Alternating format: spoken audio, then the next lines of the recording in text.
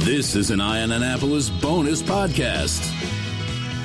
Hey, last week I got an email from MH Media Strategies that kind of intrigued me. And as we muddle our way through COVID, it was really interesting to see you come out and say, hey, here's sort of a success story that we had with a client of ours, which was Zachary's Jewelers downtown. You know, I know that they've been very successful through this whole thing. I'll say as successful as they possibly, as anybody can be during a COVID. Wanted to sit down here with Michael Hughes, who is the managing partner of MH Media Strategies, and just sort of delve into what the area is in marketing. And we're also joined by Carouge, who is the Senior Vice President of Creative and Design. And she is joining us on Zoom, so we're like all sorts of technical here. Nice. In person and technical and everything I'm else. impressed. Hey, stranger things have happened. So, well, first of all, thank you very much for opening up your office today. And we're sitting here socially distanced, squirting down the microphones and the headphones. Catherine is even more socially distant over at her house. You know, again, that newsletter that you sent out, it just really stuck out to me. And it seemed to be really counterintuitive to what most people, I mean, you can't pick up a newspaper, and it doesn't matter what town you are in America, where you're not hearing that businesses are struggling. I know John Minidakis from Jimmy's Seafood, Famous Seafood, is doing a crowdsourced GoFundMe thing because he says there's so many restaurants in Baltimore City that are, really hanging on by a literal thread.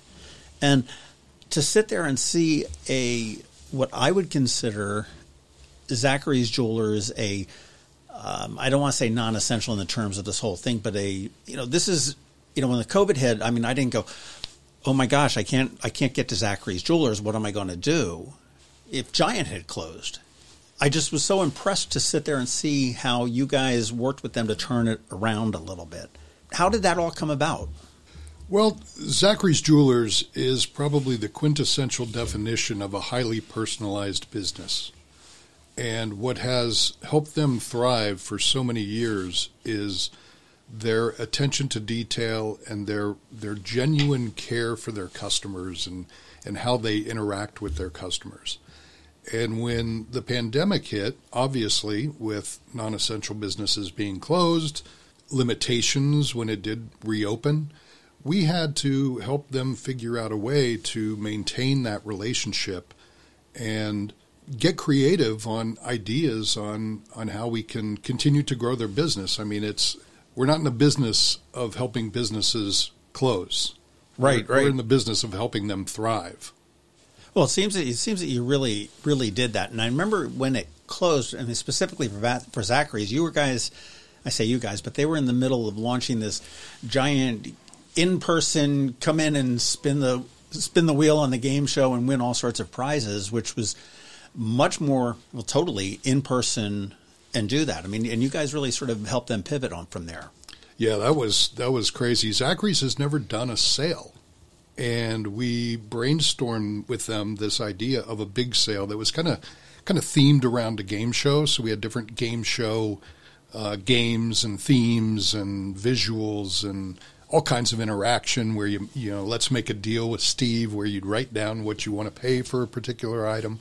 And it was really set up to be a lot of fun. And then, Catherine, was it the week before we had to close? I think the sale maybe the day after the sale started, they had to close. And I'm not sure I'd say that Zachary's necessarily skirted the struggle that every business is facing. But instead, I think they made it an opportunity to really connect with their customers in a different way and just reassure them that they were still there for them. So it was really touching to see how important it was for Steve and his team to brainstorm with us and create these campaigns that not necessarily selling jewelry as much as letting their clients know that they were still open in whatever way that clients were comfortable interacting with them and that they were confident that we'd all get through this as long as we stuck together. And so they really made the most of what was really, a really unfortunate situation for a lot of businesses.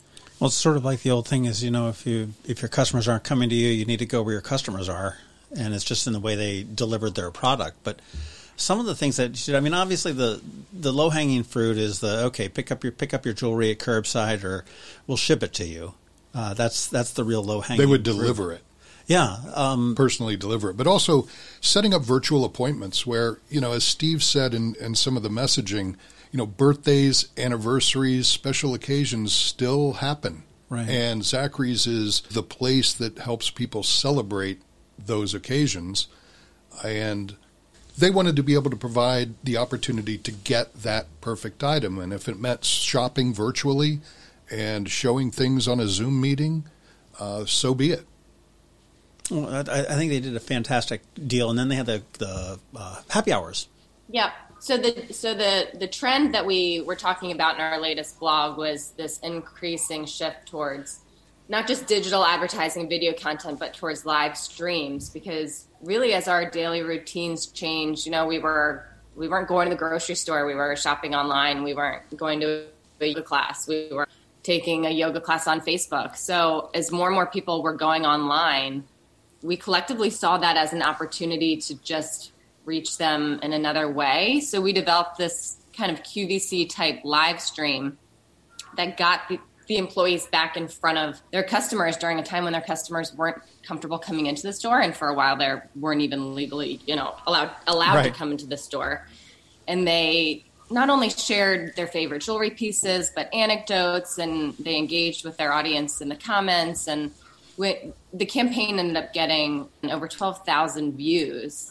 And it was just this really important touch point every week for an hour where the store got to connect with them, even remotely. And I think their audience really appreciated that. Do you know whether their audience or their customer base expanded a little bit? I know with a lot of nonprofits, certainly like the Annapolis Symphony, they may have reached 20,000 people in this market in 2019. Yet when they went to the online version and the Symphony Plus, they were able to reach a literal worldwide audience. Indeed. We work with the Symphony and help them create that series. And we had viewers and participants in Hong Kong and Australia and India and all over the place. It was amazing as we were watching, and people were actually subscribing, having now been exposed to what some would call a small-town symphony orchestra that we believe, and I think most people know, is really a world-class orchestra that can compete on any stage. And they've done a fabulous job with that. So it's really been fun as a marketer to help our clients figure out that path and where do we go from here, because it's so and so many of our clients are relationship-based, as is any business with their target customer. Wouldn't you agree, Catherine? Yes, absolutely. It was great to see how a lot of our clients really embraced the opportunities that the pandemic brought to connect with their audience and new audiences in different ways than they typically would. I mean, businesses were scared. Every business was scared. I mean, still are. Yeah. I think they're probably, and you can correct me if I'm wrong, but more receptive to doing something a little bit out of their comfort zone, a little bit unusual, because, hey, the alternative really sucks. Is that accurate, would you think? Yes. I think, you either had to get a little creative with what you were doing, or, I don't think you'd want to see what happened if you didn't do anything. I think there's also really been a trend on spending your money wisely right now. And we try to really be conscious of how we recommend that our clients spend their budgets. There's obviously been a big trend towards digital marketing, in the past couple of years, of course, but even more so now. So we've had to get creative in the ways that we recommend that our clients spend their money right now, because it's more important than ever that money be put to good use. Sure. I think it's also, we're talking a lot about values. From a brand perspective or a business perspective, you talk about your value proposition. We talk about values. And a good example of that is Steve Samaras is such a prominent person in our town and so many on the team there at Zachary's. He started these videos called One Love Annapolis, and would go around and stand in front of Lunis's or Davis's Pub or Peka House or what have you and talk about he and Chally's favorite things. And it was not a commercial for Zachary's. It was not, come to Zachary's, we're still open. It was Zachary's showing their support for fellow local businesses. And one emerging trend that we have seen, and you might have read in that blog, is customers more and more and more want to align with companies that share their values. Nobody wants to do business with a jerk. the end result. And I mean, no business wants to do business with jerk customers as well. So, I mean, it is a symbiotic relationship there. It is all about relationships, and it doesn't matter whether you're selling jewelry or hotel rooms or, anything. It is all about relationship. I love what Monica at Bread and Butter Kitchen has done. You talk about creative. She's got this wonderful little restaurant in Eastport and figured out a way to keep restaurants open by using donated funds to buy food from the restaurants and employ the staff and then distribute it to those with food insecurities. I saw Stan in the parking lot of Sam's, Stan from Stan and Joe's. Right. And I said, how's it going? He goes, we're hanging in there. And he goes, I got to go back. I'm making 1,200 lasagna dinners tonight. For those that aren't aware, it's Feed Anne Arundel. And Monica had started this early when she thought she was going out of business. Right. And the object, I remember talking to her, and she said that I can keep the lights on, but they're going to be dim. And that was the whole secret, is to solicit funds, tell the restaurants, okay, I'm not buying your $10 burger, but I'll buy it for $4 or right. $5. I don't know what the numbers were. And that keeps, a part of the staff working. That helps with your PPP loans, with, employing people there. It keeps the business open, viable, in front of people, knowing, hey, I'm alive. Because, a friend of mine always said that, if you're not growing, you're dying. And if you're not in front of somebody telling them constantly, hey, I'm here, I'm alive, you're missing the ball. There's countless examples of what, you look at Teresa, may she rest in peace now, very saddened to hear of Teresa from the Gateway Floors passing. But she and Justin at Latitude 38 setting up the farmer's market. The farmer's market, right. Yeah. And all of it free. And it was like a pop-up shop, but free for those with food insecurities. And I'm constantly energized and encouraged and somewhat surprised. It's almost unilateral how people have risen to this occasion. Well, back on to, and I guess, Catherine, you probably would be the best one to answer, but video, you said, and interactive has been huge during this. Is that here to stay? Yes. I have no doubt that it's here to stay. Video content's the most engaging by far type of content on social media anyway. So even more so now. So yes, I think that's definitely here to stay. Thanks for bringing that up on a podcast. An audio podcast. But I think further, John, video and audio is the means or the channel for distribution. What an important trend that we're talking with our clients about is personalization. People expect a personal relationship with their brand, with businesses with whom they want to work. And these days, it's expected. You look, if you buy something on Amazon, well, if you bought this, a lot of people bought this. Right. Or the next day, you'll get an email with a suggested item that is in the neighborhood of what, it's not just retargeting based on your search behavior. It's really understanding your customer. AI has done a lot to bring that forth, and that was certainly the big buzzword the last 2 years, but really an emphasis on personalization in your messaging and delivering it on your prospect or your clients or customers' terms. Well, I always think that one of the greatest accolades that a customer can give to a customer or give to a business is referring to them as my. I'm not going to the jewelers. I'm going to my jewelers.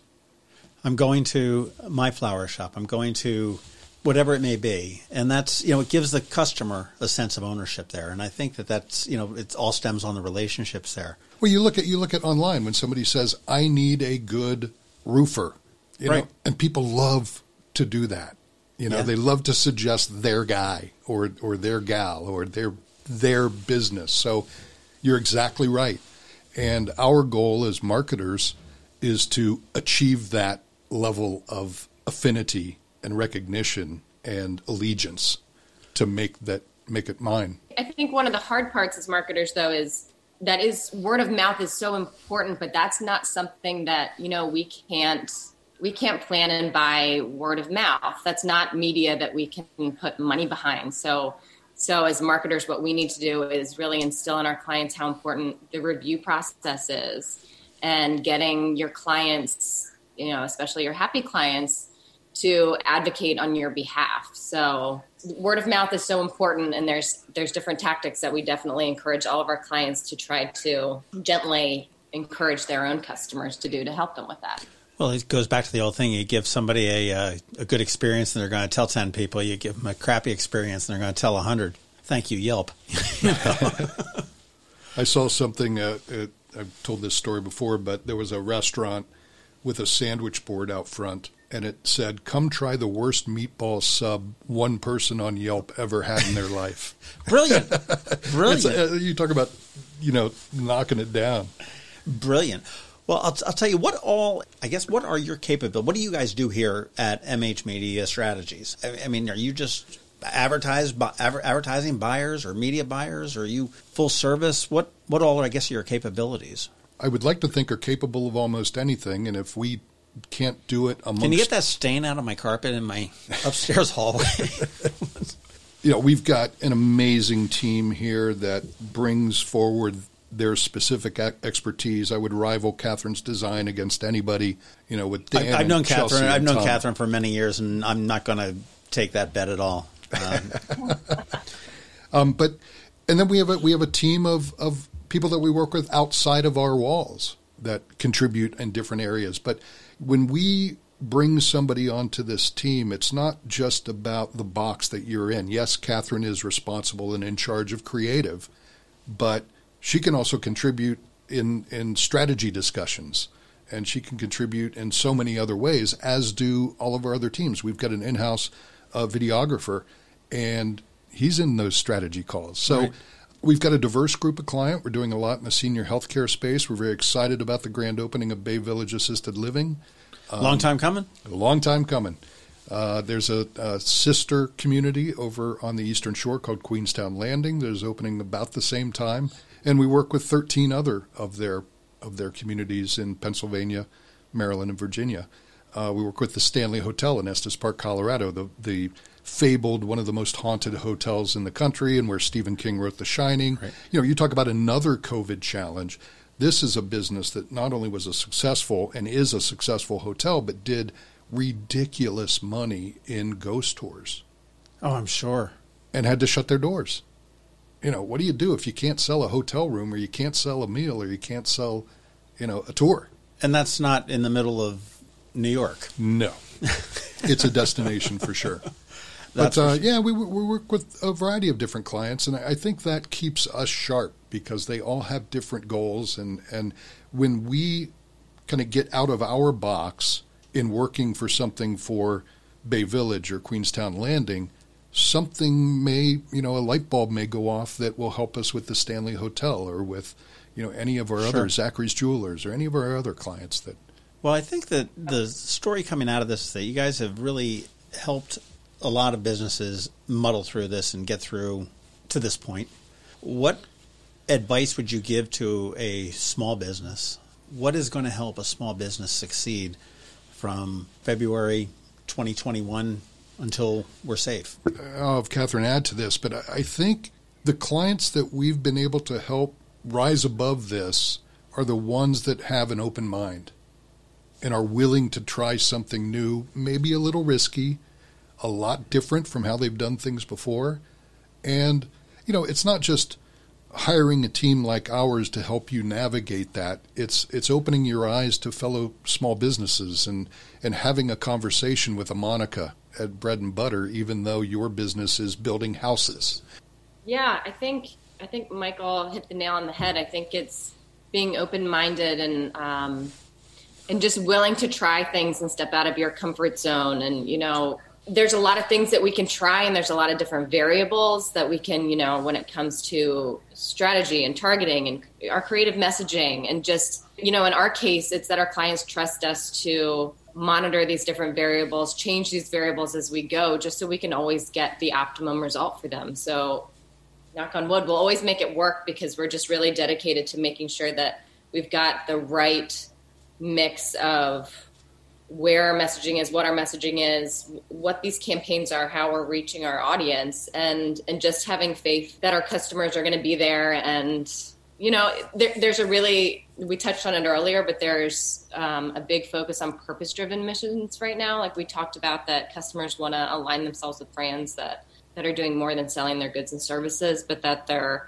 they share the same values and that they want to support brands that care about the same issues that they do. So I think right now I would encourage companies to not only try new things, but to be transparent with their customers. And you put good in, you get good out. So painfully I think that transparent. we're finding a lot of success right now. And not to oversimplify things, but our job is to motivate an action. Right. I mean, at the end of the day, we need to motivate a prospect or a target or a customer to do something, to pick up the phone and call, to go online and to walk in the door, to whatever walk it may in be. the door, whatever it may be. But so when we take a step back and we're working on strategy, that's the top of the pyramid there, is motivating that action. And everything underneath that pushes that to the top makes that happen. Right. And to Catherine's point, it's a lot of different things. And sometimes it's things we haven't tried, but we'll throw it out. We'll see what happens. Well, I want to talk to you about, you said throw it out here and see what happens, and taking a risk and getting out of the comfort zone. And I've got to think that the way technology has advanced, digital cameras came along. Now all of a sudden everybody was a photographer. There's no way in hell 10 years ago I could have been sitting here at a conference room in your office with a little board recording something like this that wouldn't have cost me, $20,000, $30,000. So I got to think that, whether it be podcasting or video production for a promotion or something like that with a client is probably a lot more less cost prohibitive, but more affordable to be able to do. Well, you get instant data now. You get instant reporting, especially with digital media.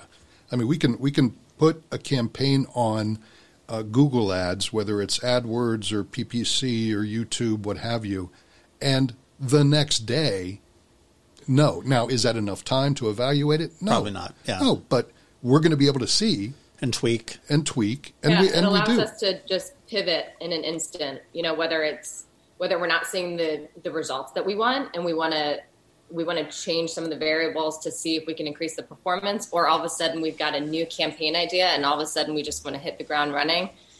Digital, it allows us to just pivot the moment that we want to.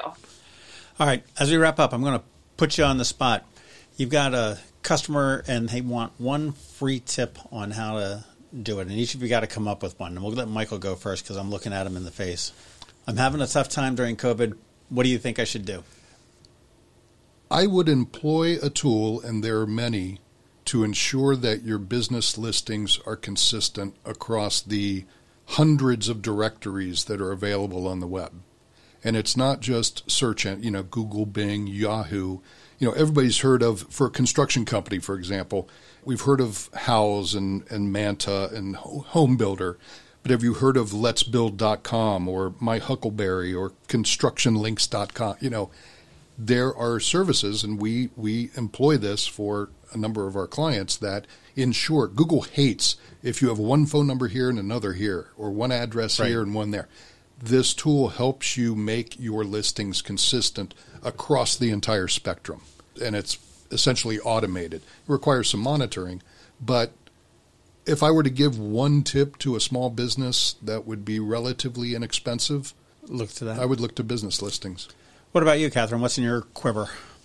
So I promise this is not a plug for MH Media Strategies, but I honestly think it just starts with a conversation. I think, like Michael said, there's a lot of really good tools in place that we as marketers are familiar with that people aren't. But I think it's really based on this small businesses' specific needs and their goals and their budget. And I think it really just starts with finding out what those things are and just being transparent about what you need and what you're comfortable trying and all the different options out there. And as a non-professional, I'll add, just make sure you do something. Don't hunker down and think, yes, sir. We're just going to get through this. And I will say, Main and Market, I think they did a wonderful thing about closing down temporarily, as much as it ticks me off that I can't get my Eggs Benedict on a Saturday or a Sunday.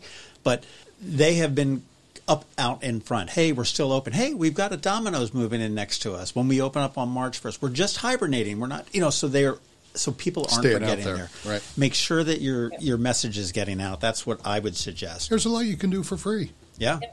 And utilizing social media. Everybody's on social media right now. It's allowing us to connect with that we just don't see like we used to. So, and it's free. Sure, social media wants us to put money behind everything that we do, but it's a great tool to connect with your audience.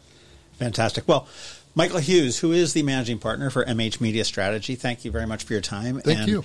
Catherine Carouge, who is the vice president of creative and design here, an extraordinary talent for many years, even prior to your fancy title here at MH Media Strategies. If you'd like to learn more about MH Media Strategies, they're here in Eastport. They're on 4th Street, within stumbling distance to the Boatyard Bar and Grill. Have you ever stumbled? Almost daily. MHmediastrategies.com. We'd be happy to have a conversation, especially with local small businesses that Catherine said, start the conversation, no obligation. You want to run an idea by, we're here to help too. That's our pledge. We opened our doors pledging, 100 hours of pro bono work in the first 100 days or something like that, Catherine? Well, I know you're sponsoring an awful lot of local events and you're, putting your money where your mouth is. I know I can probably name half a dozen that never happened last year that that your name would have been on, but it's... They'll be back this year. Fingers crossed. There's that wood that we need to knock on, that's for sure. Michael Hughes, Catherine Carouge, thank you guys very much for your time this morning. Congratulations on what you've been doing for your clients and for your insight this morning. Thank you so much, Sean. This has been a bonus podcast from Ion Annapolis. Please visit us at ionannapolis.net. Follow us on Facebook at All Annapolis and on Twitter at Ion Annapolis. And if you haven't subscribed to the Daily News Brief podcast, go for it. And all of your local news will be delivered to your phone, tablet, or smart device by 6 a.m. every Monday through Friday.